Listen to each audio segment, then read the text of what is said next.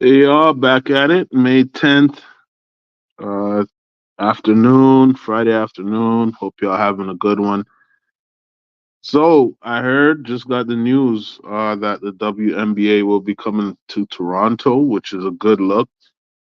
I don't know what information I was getting, but from what I, what was known to me was that the WNBA wouldn't be coming to Toronto. There was some decision made. I don't know. I'm gonna have to look further into it. But it looks like it's actually going to go through, and it's a no-brainer. I mean, the city is hungry. I think we have enough space for another major sports team, like an NFL team, maybe even another NHL team. The city's hungry, and we're all for it. WNBA. I think they'll. I don't know if they'll fill up the stands, but they'll definitely have a show out. If there's other WNBA teams in the states that have a decent turnout for people coming to the games, I think Toronto will be up there with any one of those teams, whether it's Chicago Sky, the Vegas Aces, or whatever. I think Toronto could definitely fill those stands. So I'm still learning, so I'm getting the news as y'all are. So let's listen. Let's see what they're talking about. Reportedly coming to Toronto, the expansion team. What's going on here? What have you heard? What does this look like? This is all about Larry Tannenbaum getting it done to bring a WNBA team here. This is something that he wanted to do with Maple Leaf Sports and Entertainment, but they said no. So he went off on his own. It's going to be the 14th team that is coming into the WNBA. Okay, so that's where the no came from, right? So he proposed it to another group and they said no, and I guess someone else said yes. This is a massive, massive deal for the city of Toronto. And at a time with Caitlin Clark and huge ratings on the women's side of things, the timing couldn't be better. And speaking of timing, so Golden State, they're going to be getting an expansion team 2025. Our reports are saying that the Toronto WNBA team will be 2026. Can you talk about that and build up there? The build-up's going to be massive, and I think what you're going to see, so that part, so Golden State will get a WNBA team in 25, and then Toronto in 26. I don't know. I thought that you would have to put two teams, like one for the. Wait, how would it go? Yeah, I thought that you'd have to put in at least two teams, one for each conference to balance it out. But again, I'll have to look further into that. There's a good infrastructure set in place. If they do go and play at Coca-Cola Stadium, you get around 9,000 people in there. That is a good size. We've seen it with the PWHL team where Toronto is playing in the same arena. So the infrastructure set up. I think the most important thing here for the buildup is there is going to be so many people behind this league and helping it out. And it does start with Larry Tannenbaum. This is a guy who's connected at every level of the NBA. So you're going into a situation where you have experience behind it. This feels like a slam dunk for the city of Toronto. Okay, and Matt, speaking of women's sports, we have to talk more about the PWHL because, Toronto is playing Minnesota. This is another sold-out game. Oh, yeah, it is. And it's kind of what we expected. How did the season begin? They started with sellout crowds for game one on January 1st against New York at the Mattamy Center. They actually lost that game. They started out 1-4. Then they became the hottest team in the PWHL. They've got the leading scorer, Natalie Spooner, the second leading scorer, and Sarah Nurse. This is a stacked team that beat Minnesota 4-0 in the first game. A 26-save shutout by a goalie who we could eventually see as the leading goalie for. So they're going on to hockey now. Toronto can't. Canada can't give basketball its credit without having to talk about hockey. I mean, come on. It should be some big news for the city, at least give them at least a 10-minute segment. Like, shoot. Let's go somewhere else. See what Your son is following reaction to this big story. She is at the future home of this team, Coca-Cola Coliseum. Ali, big news for our town.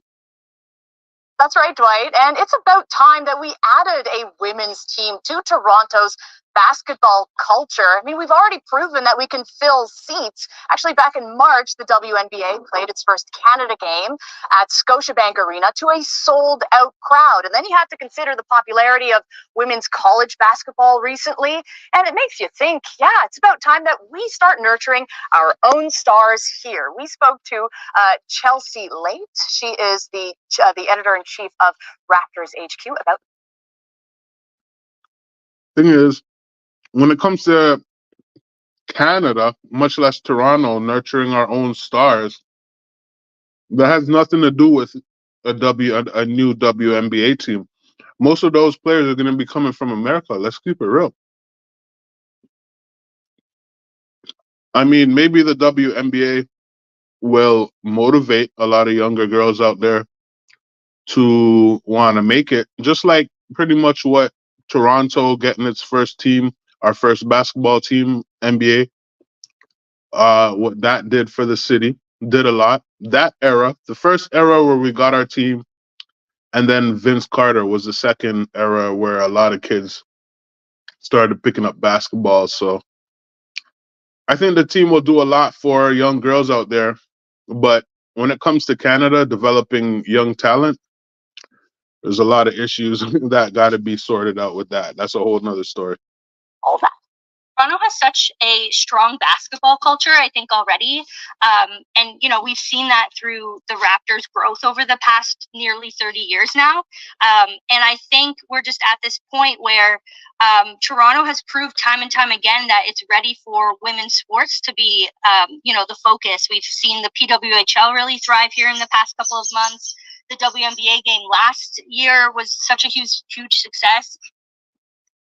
I'm standing outside the Coca-Cola Coliseum, which will soon be, well, actually 2 years from now, will be the home of Toronto's WNBA team. So just imagine this promotional vehicle behind me saying, home of the Toronto to be announced, the Toronto somethings of the WNBA. Hope the league can come up with a better name than that. Well, we're hoping the fans will be involved, coming up with a new name for this team, just like we did for the Raptors, Ali. What do the fans think about this new expansion coming to town?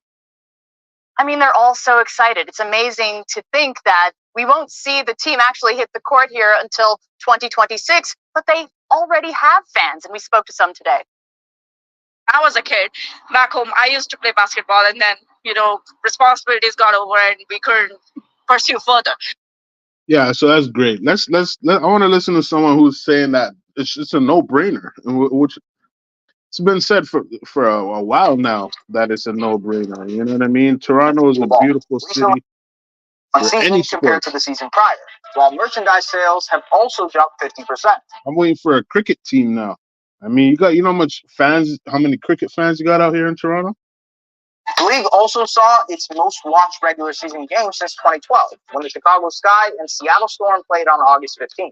And with their current TV deal with ESPN expiring in 2025, money is going to be flooding into the league soon. WNBA Commissioner Kathy Engelbert told the Washington Post in October that expansion is on the horizon. The league is reportedly conducting data analysis by using about 15 different metrics to vet possible cities. And according to Abigail Gentrim of Front Row Sports, Toronto has been named as one of the potential finalists. And when you look at it, it's a no-brainer. Basketball's popularity in Canada has exploded in the quarter century since the birth of the Toronto Raptors and Vancouver Grizzlies. And while the Grizz are in Memphis now, the Raptors paved the way for a generation of Canadians who have fallen in love with basketball, with Torontonians still buzzing with excitement from their 2019 NBA championship. Enjoy this moment and have fun with it. A byproduct of that rise in popularity, a boom in homegrown talent. Canada boasts the second most NBA players of any country.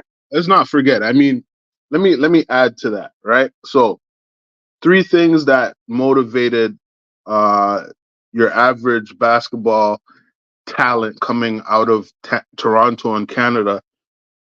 First would be when we got our first expansion team. So that was with Damon Stoudemire and all that. Second, Vince Carter. And then third, I'd have to say that NBA, that 2019 NBA championship. So let me not forget about that. That is definitely a part of it. In the world, with up-and-coming stars like Shai Gilgeous-Alexander, Jamal Murray, and RJ Barrett headlining the list. Meanwhile, on the international level, the women rank 4th in the world by FIBA, and the men are steadily climbing up the rankings after years in the wilderness, now sitting at 18. 3 Canadians, Natalie Achonwa, Bridget Carlton, and Kia Nurse, were all on WNBA rosters for the 2021 season. And there's more Canadian talent in the NCAA set to join them soon. As for WNBA viewership across Canada, it was up 325% during the league's opening weekend compared to 2020. A Nielsen sports study conducted in the same year noted that the interest in the WNBA increased 31% over the year amongst Canadian sports fans and 50% amongst the general population. And the most important takeaway from that study, basketball is now Canada's most popular sport to play. The 26-year-long experiment to test international territory by the NBA has led us all to this point. And now, the idea has some real legs under it. Toronto's Mayor John Tory, as well as its unofficial Mayor Drake, have both shared that they think the city is ready for a WNBA team, with Drake even taking to Instagram to share his thoughts. So, what's next? First, there has to be a mutual interest between the WNBA and a potential ownership group to bring a team to the city. The most obvious candidate group could be Maple Leaf Sports and Entertainment, which already owns the Raptors, Raptors 905, Toronto Football Club, and the Toronto Maple Leafs. Or Hey, Maple Leaf Sports Entertainment, if you're not down with them, it's like get down or lay down, man. That's how Maple Leaf Sports is. be Drake himself, the rapper whose net worth was estimated to be around $150 million in 2019, could absolutely put up the single-digit or low double-digit millions required to get things off the ground and running. Besides, the Raptors' global ambassador has already shown his willingness to invest in Canadian women's basketball. His brand, October's Very Own, recently collaborated with Team Canada for new jerseys at the FIBA Olympic qualifying tournament in 2020, with the signature owl design on them. And who better to serve as a promoter for the team than the most popular rapper in the world? Another potential hurdle to come across is travel.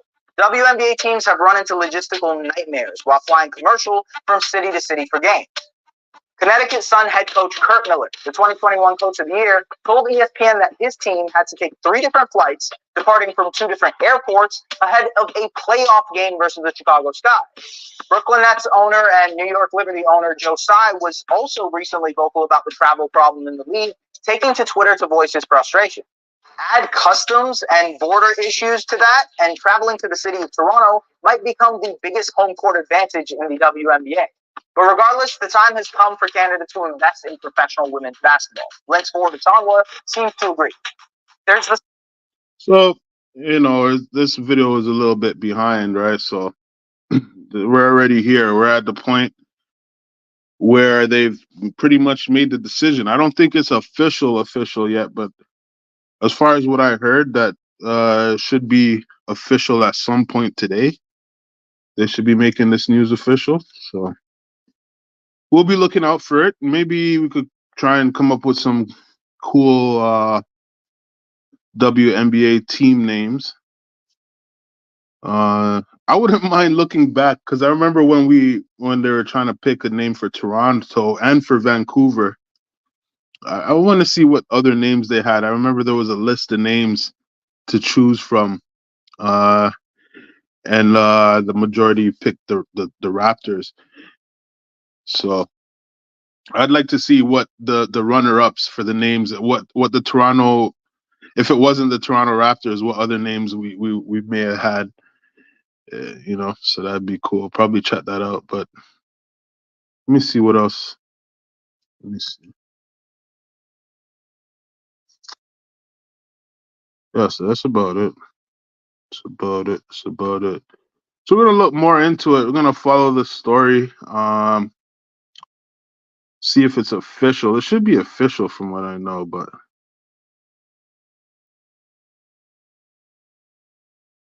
it should be official. But anyway, we're gonna leave it at that. We will catch y'all on the next one, probably at some point tomorrow. Y'all have a good day. Don't forget to like, share, comment, and subscribe, and we will catch y'all on the next one.